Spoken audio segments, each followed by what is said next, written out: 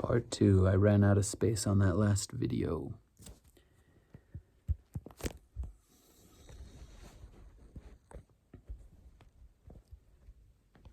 And so, yeah, so you come across, whatever person who is, just not a kind person, you could say it that way.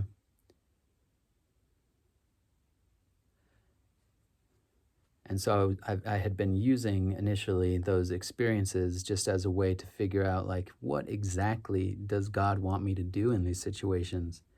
Does he want me to address the grievance then and there?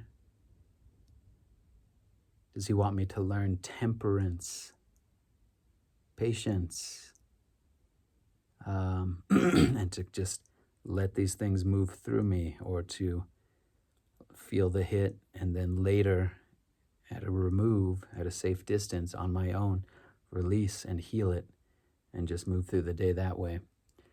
But you can't really fake it if your nervous system, you get some kind of bad energetic transfer and your nervous system gets messed up. You can't, you can put all this, you can paste onto it all the kind of default slogans of an unhealed world, like, I'll just let it go. You can say to yourself, water off a duck's back. Just let it go. Don't be so sensitive. Don't be a bitch. Don't whatever, Oh, they don't know me. It's no big deal. And it'd be nice if it was that simple. You get the sense, just because I've lived long enough and observed the world enough, observed myself and observed other people, that most of the time when people say that, I just let it go. Just not a big deal. Oh, I'm not a sensitive person.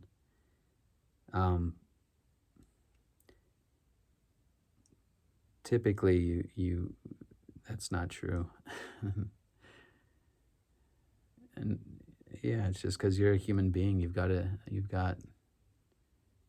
are sensitive.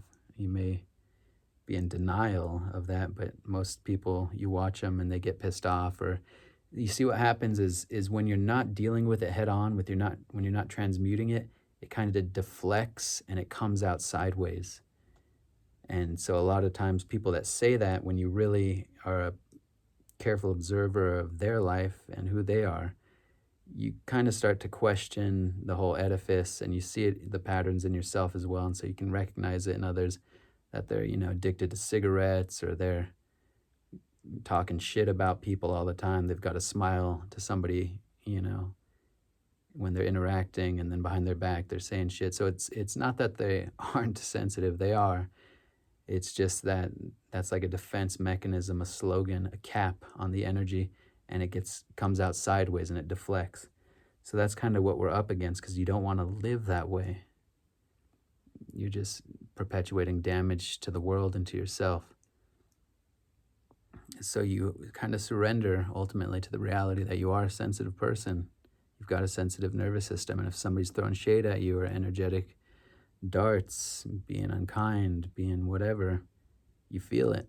You may not want to, you may tell yourself you don't feel it, but you do feel it. It does register. And so it's like, shit, so what's the move here? You want me to get in people's face and say no?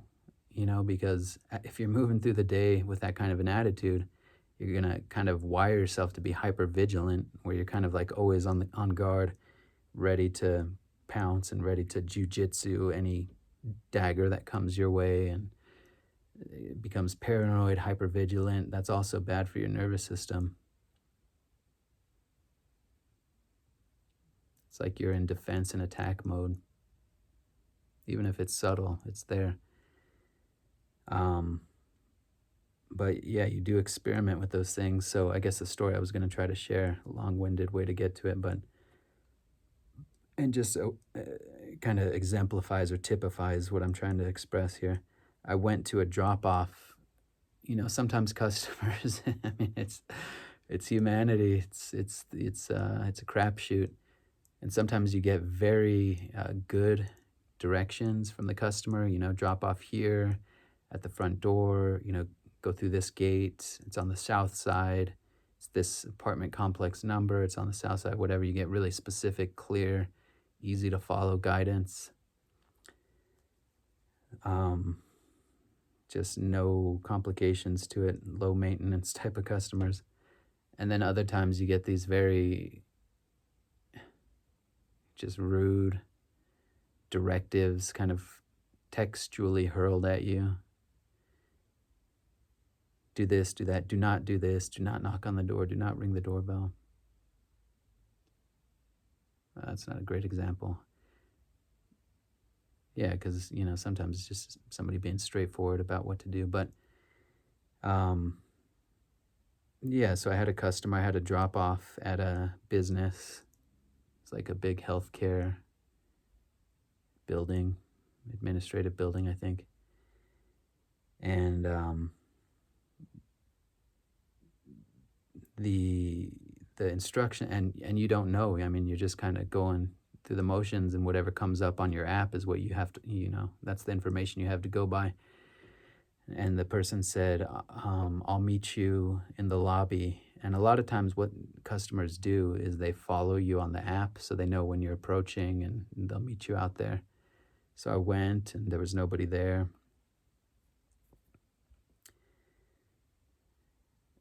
Or that woman wasn't there, and there was these security people at the front desk. And just right away, attitude for no reason. I'm just a lowly little delivery guy and not doing anything suspicious. I've got the food. I'm not even close to the security gate, or I don't know what they had. I think they had a metal detector or something you had to walk through. I was just in the lobby, the foyer, the lobby area. And went in, didn't see the person, so I messaged them, and I was just happy to wait and to see what happened. I mean, all of that is perfectly normal. But the security guards were being really kind of, especially the woman. There was a guy and a woman. And I can't remember exactly how this all happened. It's been a month or two. But just general picture, she said something really kind of passive aggressive or just uncalled for, unnecessary. I wish I could remember what she said, but and so I just then and there I said, ma'am, I'm just here trying to do my job. You're coming across really unkind. You're coming across really rude. I'd appreciate a kinder interaction or kinder tone or I don't remember exactly, something in that ballpark.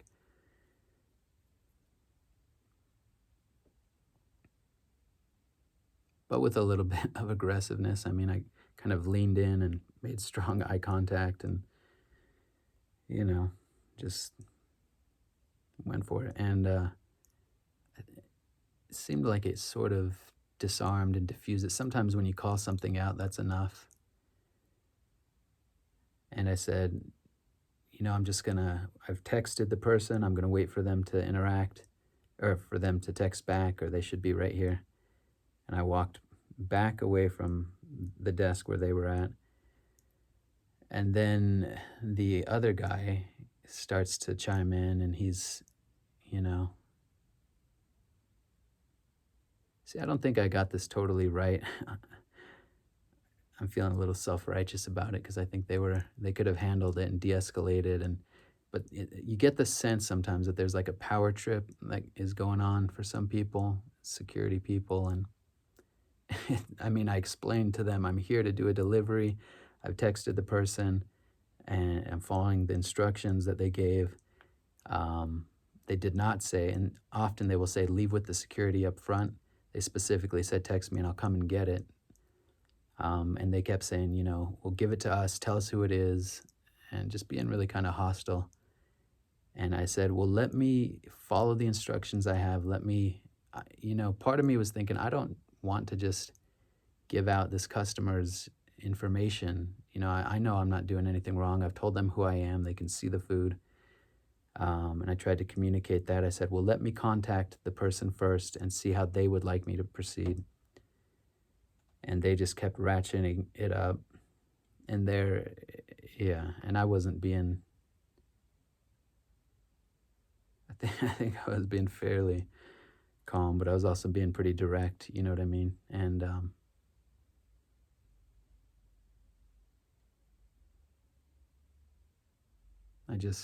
was just kind of fighting fire with fire. I still think I was being fairly skillful about it, but with an edge. And I couldn't get a hold of the client or the customer. And the guy was getting really pissed. And he said, "All right, well, I think he said, we're going to call the cops, or I don't know." He was escalating it. He said, "Give me the name right now." Or I can't remember, but something like that. And it's like, shit, man, this is intense. I'm just trying to drop off food for somebody.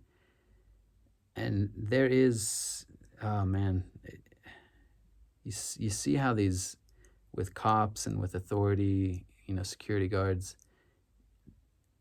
it's such a fraught terrain.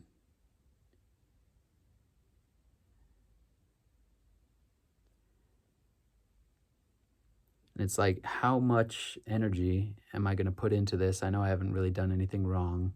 I know that they've been hostile. I've just tried to be direct. But, I've had interactions with cops that have gone this way too. And, it's like you're not allowed to, it can be really dehumanizing because you have to kind of defer and submit. And if you don't, then it just escalates and you can find yourself getting thrown up against a police car or whatever. So, yeah, I eventually just said, okay, this is the person, this is their name.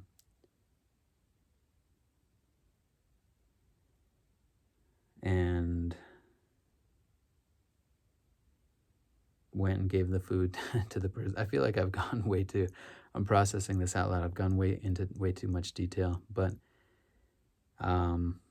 yeah, so I gave the guy the name, gave him the food.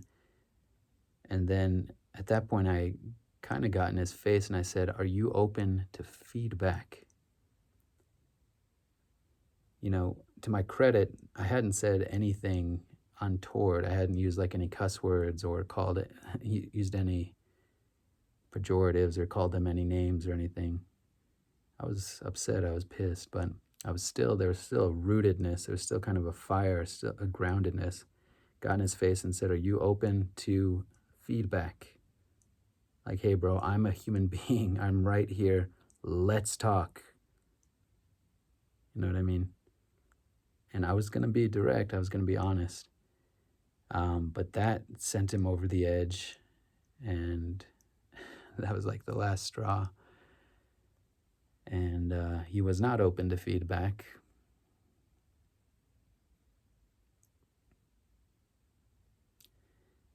And he got up, and again, I can't remember exactly what he said, but basically communicated, "You need to leave right now."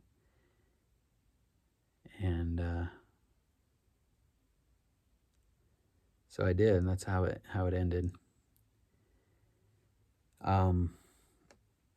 And I got that day or the next day, I think it takes a day to show up, but that's the only like bad review I've ever gotten.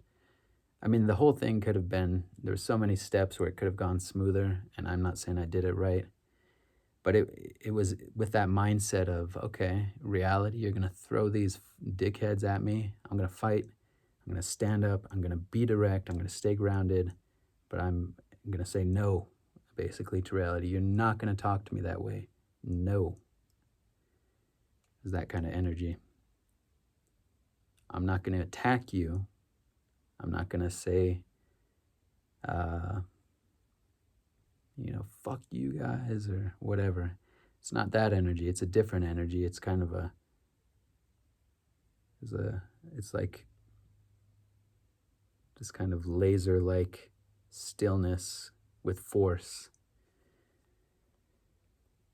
And so, yeah, I just have been experimenting, running a bunch of experiments for years now. I've been doing all kinds of just different experiments. But yeah, I got a 1-star review. I've got all 5-star reviews on all of my 500 delivery, or yeah, I've gotten like 70 customer reviews and they're all 5-star. I got this 1 star. And I think it was probably from that interaction just because it went so sideways.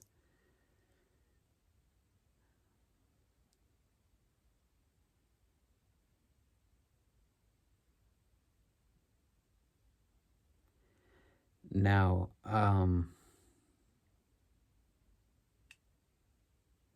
and actually, just I'm not exactly sure the process, but the next day after that, DoorDash removed that 1 star. I guess they do an internal review, or I don't know, they check, was he on time? Did he show up? Did the customer get the food?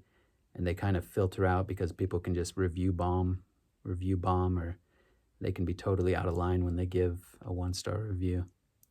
So they have some kind of process, and they determine that review did not meet the criteria to stand, and so they exempted. And you come away from that's just one example, and I could give probably 10 others where I kind of just say, fuck it, dude, you're not going to talk to me that way. I'm going to stand up, I'm going to look you right in the eyes. You know, there's going to be an energetic push, a fierceness, a ferocity. I guess that's a word for it.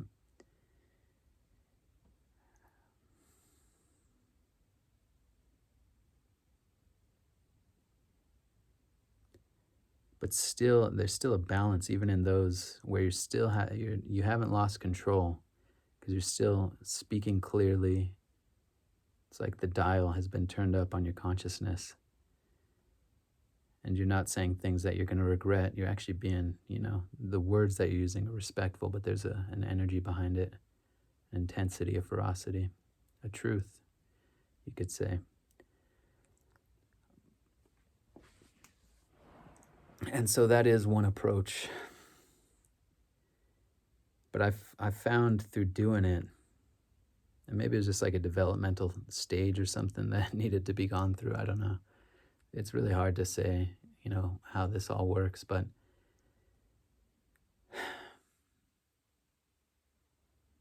I think the important thing is to give yourself grace to experiment, to figure out what works for you, to develop different tools. And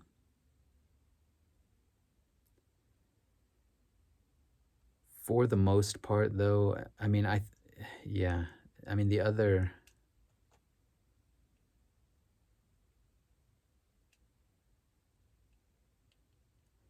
there can be a lot of blowback from being that direct and that kind of fierce towards people. And, that idea of choosing your battles. Obviously, some part of me recognized, this is not a battle that needs to escalate to me getting thrown into handcuffs or something because I'm being so obstinate or being so fierce. And this guy's obviously just on a power trip or whatever.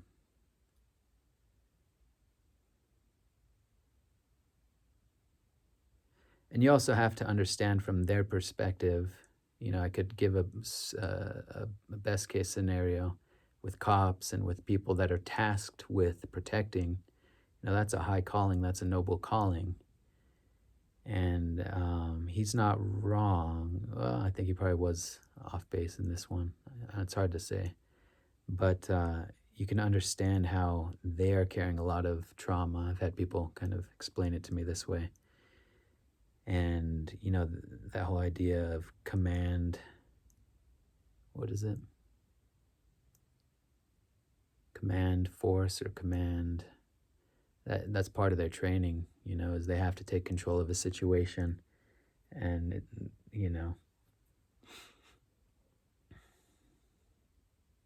that they're not necessarily approaching people with a very nuanced, some cops are, some people are really good at it and de-escalating, but a lot of them are just, their nervous systems are fucked up, like most of us, and so they get triggered and they just go full throttle because they have the authority to do it. And so it's not straightforward at all. And that's perhaps not the best example because I could have given other examples that are not, interacting with security guards. That's like a whole other dimension. Um, but that dynamic shows up, in with other people. I've I've gone into that kind of still, strong, fierce presence, directness with other people, and I guess I just was, running the experiment to see what's the blowback from this. And you find sometimes it burns really clear, sometimes it's really appropriate, and there's not a whole lot of energetic residue to deal with afterwards. And you feel kind of buoyed and buoyant and like, yeah, fuck yeah, I got that right. That was an appropriate response to the moment.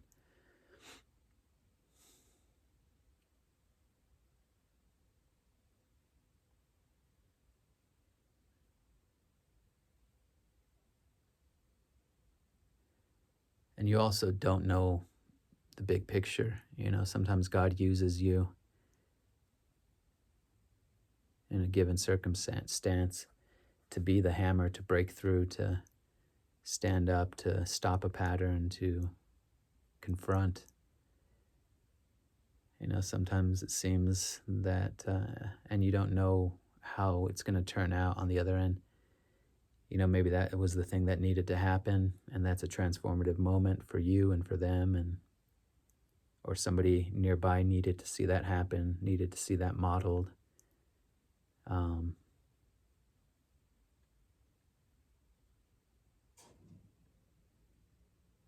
Yeah, I'm thinking of some other examples of times that I've stood up and I thought it was more appropriate, and I felt like, yeah, that was right on the money. Guy was, yeah.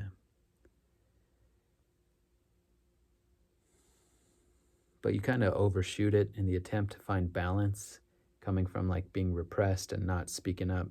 And you kind of overshoot it, you know. And I guess the fallout is that you can burn bridges, or like when I've had some of these interactions with really rough, hostile, unnecessarily hostile employees at restaurants and things like that. And I've stood up and said, hey, I'd like to come in here. I'd like to do more deliveries, and I'd like there to be a better tone. I'd like there to be or a more respectful interaction or whatever.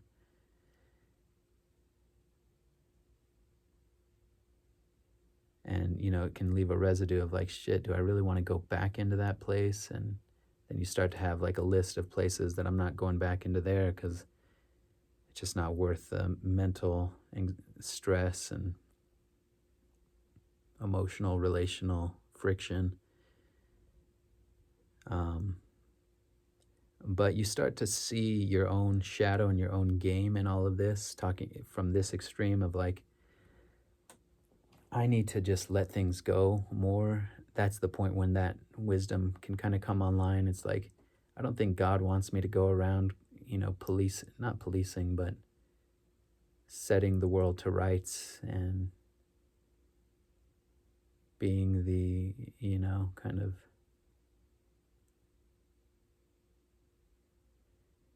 just because there's, 15 of those, from very kind of egregious, hostile interactions to just subtle slights. It's like, where do you draw the line of like, okay, this is a step too far. This one I'm just not going to address. I'm just going to keep my peace, move on to the next thing. And when I meditate or when I unwind today, it's going to come up and I'll just transmute it. It's sort of a moving target too. Every day is different. You're different. Maybe you haven't slept very well. And I've gone back in a couple of cases and I've apologized and said, you know what? I don't like how I handled that. I apologize for any harm I caused. And, so that's part of the game too, is acknowledging, shit, I didn't do that right. I got that wrong. I judged it wrong. I should have let that go.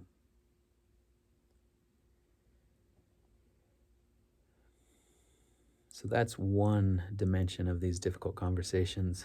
And there's like 2 or 3 other ones I want to speak to. And I, Yeah, I guess I may as well. Um, so one thing to consider in having difficult conversations with people that I'm finding is it's like, how important is this person to you? Sometimes I try to, how much am I going to be interacting with this person? Is this a one-off? Am I going to be seeing them frequently every day? Is this a coworker? Is this somebody I'm close to, family, a friend, or something?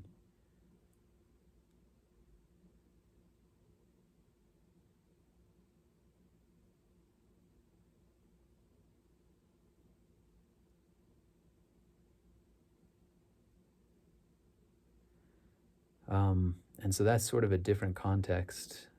I'd been using the DoorDash Uber Eats because it was kind of a unique experimental ground.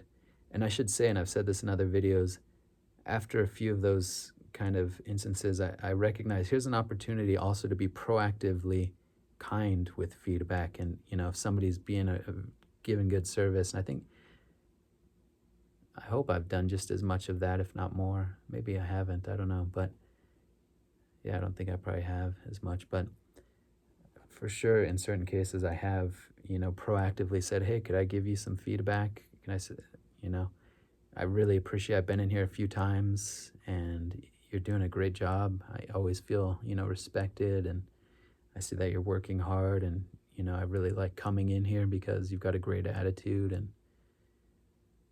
um, just kind of being graceful and shining a light proactively. If you're going to stand up in the face of aggression, meet that with force, it makes sense to also do the opposite, kind of stand up and breathe life into that.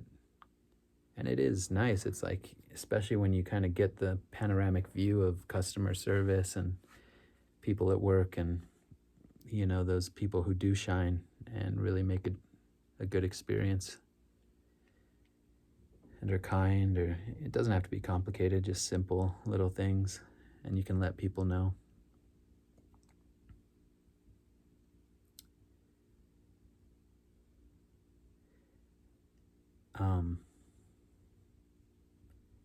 But yeah, anyways, I was just kind of using the DoorDash interactions just because it was kind of a unique experimental ground for me to kind of test out some of this different stuff. And really what I'm testing is to see, how does this translate into my nervous system? At the end of the day, am I feeling lighter? Am I feeling like there's a shit ton of stuff to process?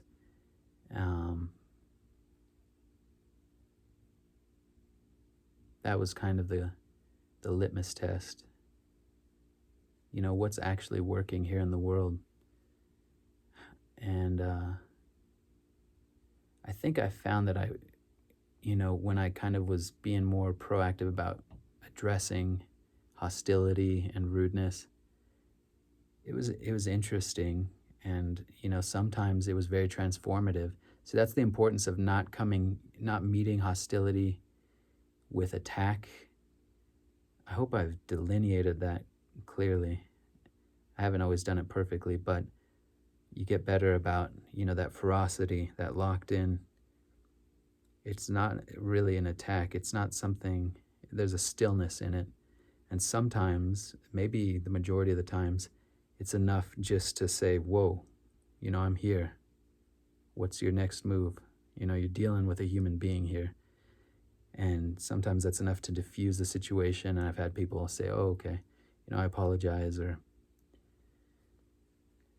it can transform the situation. And because you haven't blown your stack, because you're in this kind of dynamic ferocity, you're open to that transformation. And so you can kind of meet that, and the space kind of opens up. It's like you break a spell almost.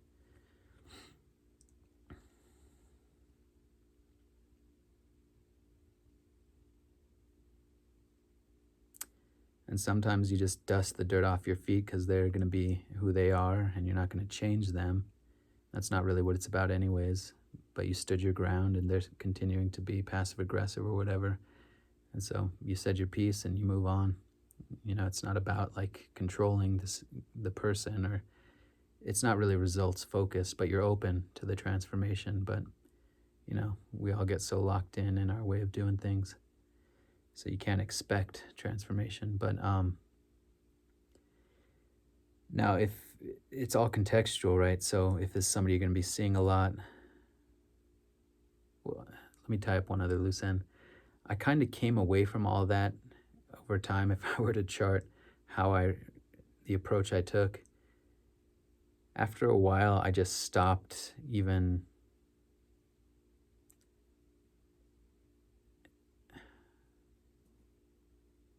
I found that most of the time I was just able to not personalize it. Well, I mean, you still feel it, so it's hard to say if you're personalizing it or not, but just to let it go, to not really say anything, to not feed into somebody's negativity or bad energy, but just to kind of stay professional, minimal with your interaction, get the food, move on, or drop off the food, move on. And a part of you kind of recoils at that because it's like, shit, man, I don't want people to treat me like trash. On one level, it can be kind of intellectual, and so I almost hesitate to say this, but you can say, well, that's just their shit, they're lost in their own world. I haven't found that to be super helpful. That's advice that people will often offer. Forgive them, they know not what they do. And there's a truth to that. But that can also be kind of a way of avoiding, an interaction. But I feel kind of more now the past times that I've gone out. I mostly just don't even go there. I just kind of keep, minimal interaction and go to the next thing. And then at the end of the day, I'm finding I can usually process the stuff out of my nervous system, clear it.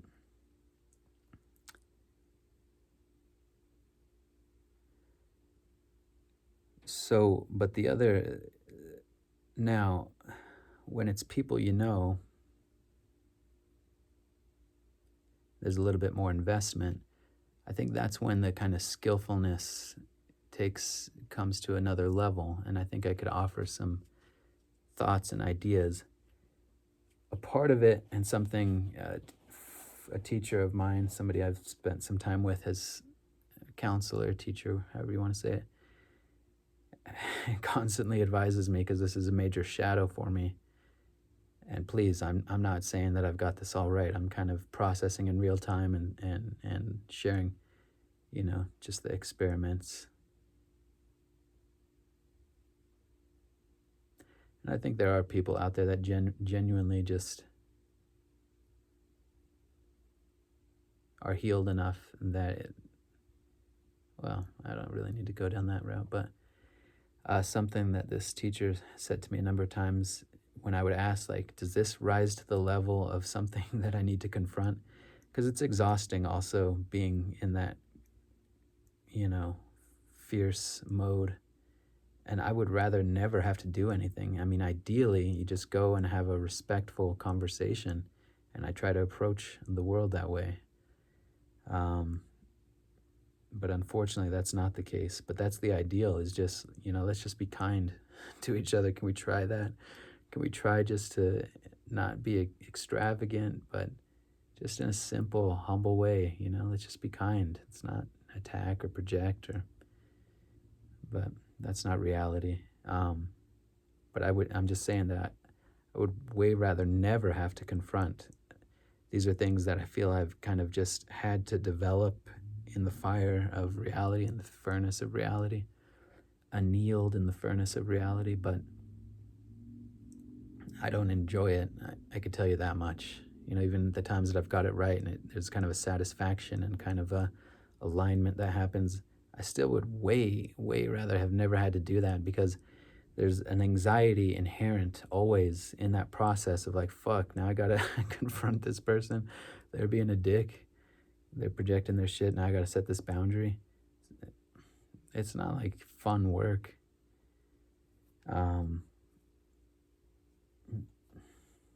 not something I enjoy doing by any stretch.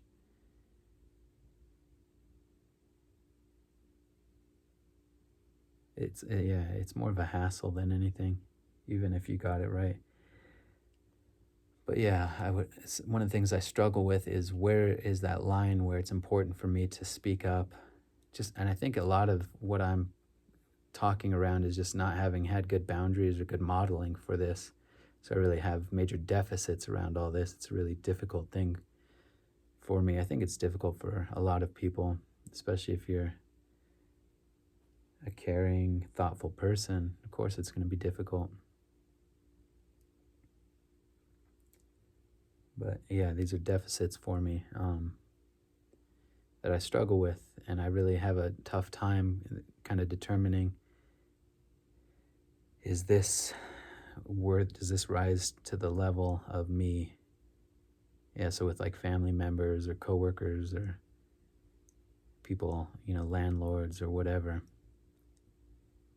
And so, yeah, I'll touch base with, I'm thinking of this one teacher in particular and something he told me often that still hasn't totally registered. I can see where he's coming from, but he'll ask me,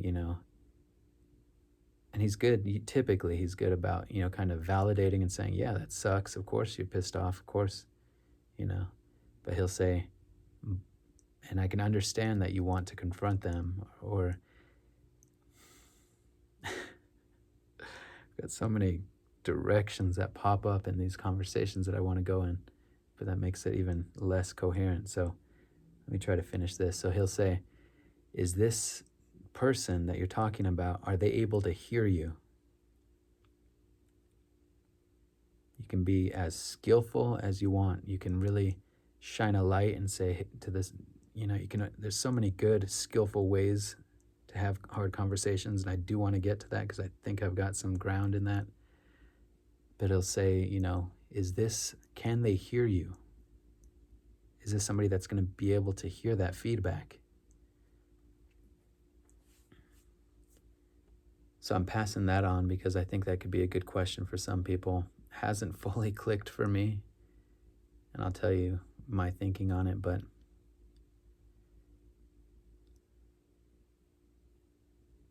because a part of me just says, who fucking cares? It's not really about them. If they're going to be a dick to me, why do they get to be authentically an asshole and I can't be authentically firm? I can't be authentic about how I feel. There's an authenticity to people that are being jerks. They're expressing whatever crap they've got going on. It's like, so I have to be, be a bigger man or walk away. Yeah, there's wisdom in that, but yeah, so there's a part of me that says, I don't care. On some level, I just don't care if they're able to hear it or not. They probably are not able to hear it. It's about me setting a boundary. It's about me expressing myself. There's something healing in me doing that. Because repression feels like shit. And see, this is where my own confusion comes into it, and something I'm really working on that I don't have a good handle on. But when these things come up, when somebody's a dick or trespasses a boundary, that registers, and it kind of clicks into this whole obsessive compulsive pattern that I've got that's, really connected to the nervous system, where it's like I just ruminate and that energy just stays in there. That bad energy that was thrown in that interaction towards me, it's like, shit, well, I got to do something with it. And so what my mind tells me, what the energy tells me, is you need to confront that person and set a boundary or express yourself. And that's how you get the energy to clear. And there's truth in that to some level. But having done it so many times with so many people, it's not the ultimate solution. I can just say that as a shortcut for anybody who's wondering. I think I'm just about as good as anybody. Maybe that's too bold of a statement, but just because I've struggled with it so much and I've done so much work on it and I've tried to develop, an honest, aligned way of dealing with this. And I think that's what the teacher's kind of pointing at, and it is him. He knows that about me, and he's saying, is this somebody that can hear that? Most people, and he knows that I've got, verbal skills, interpersonal skills, that I can bring something up in a way that is just about as skillful as you can do it. It's never going to be an easy thing to do, unfortunately, but, I know I think that's his way of saying, as skillful as you are, they're probably not going to be able to hear it. Some people just cannot hear it. People talk about the sandwich method of, when you talk with somebody, you say something kind and authentically kind, to start out the conversation. I wanted to let you know, well, here's how I approach it. Let me not get ahead of myself. So let's say there is an opening to have a conversation with somebody that you think might be open, that you have some rapport with, that matters, the person that matters to you. One thing that I do is I'll say, what feels natural to me is to respect other people's autonomy and freedom of choice as much as possible. That's kind of a foundational thing that I've come to that helps to bring in some new air and registers. There's like an energetic alignment with it. But so every step of the way, I try to respect another person's autonomy. And so I'll say something like, hey, are you open to feedback? That's one of the lines and you'll find you develop a language that feels true to you. And it's good to have kind of just some go-to phrases and things so you're not constantly reinventing the wheel. But yeah, I'll say, hey, are you open to feedback? Or I'd like to express something. Are you open to that? And you have to be authentic with the question, because if they say no, then you just have to accept that. Otherwise, you're playing your own games. You're not being authentic yourself.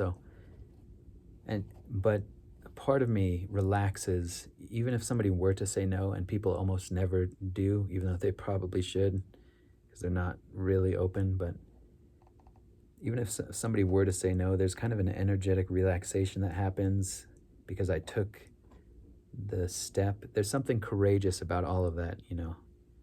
I should have said that from the beginning. Even though you're not getting it right, you're experimenting and you're stepping into the fray.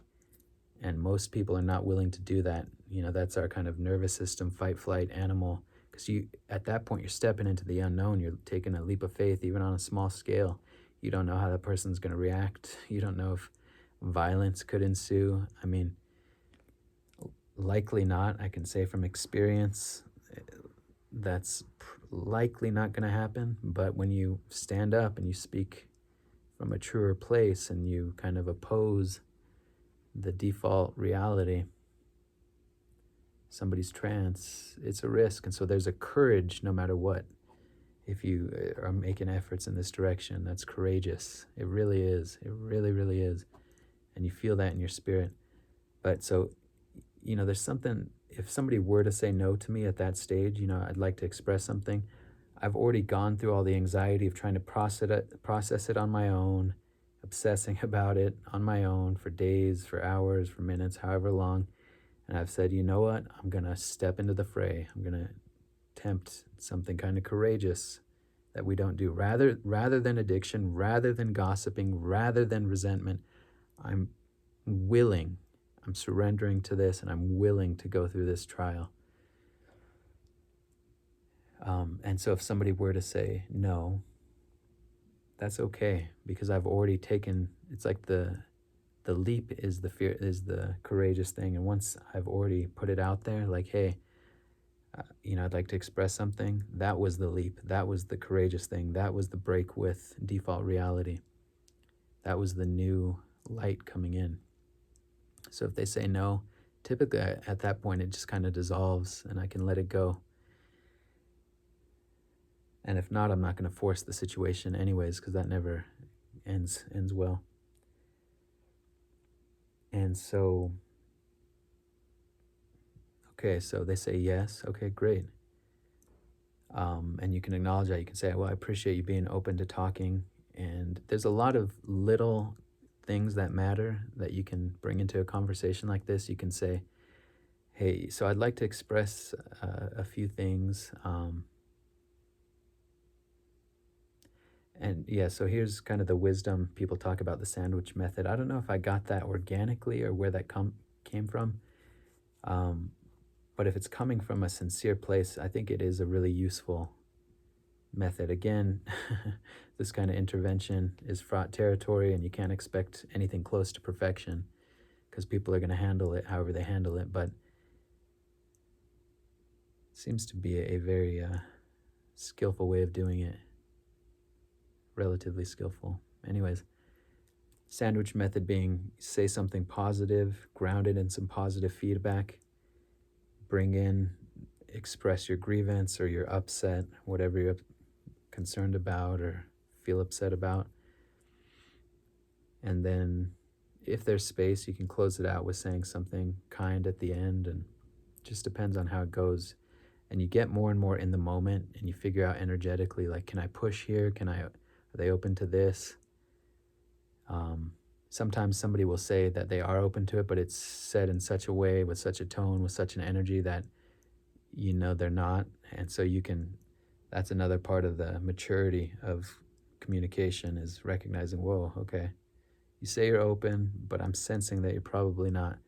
So, are you sure you're open? Or you can say, let's circle back when you're maybe more receptive. Or, you can catch it. If you can catch it early, it's better. But let's say somebody says yes and you just take them at their word.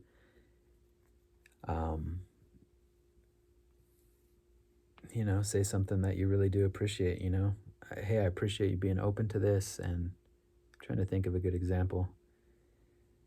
If it's a coworker, you could say, I really appreciate how, I feel respected around you. Or it's obviously case by case, situation by situation, and figure out if there is something kind that you can say, or honest. Usually there is.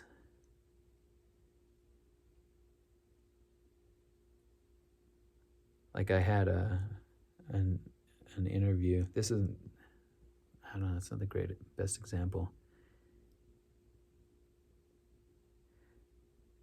Well, I had, a coworker.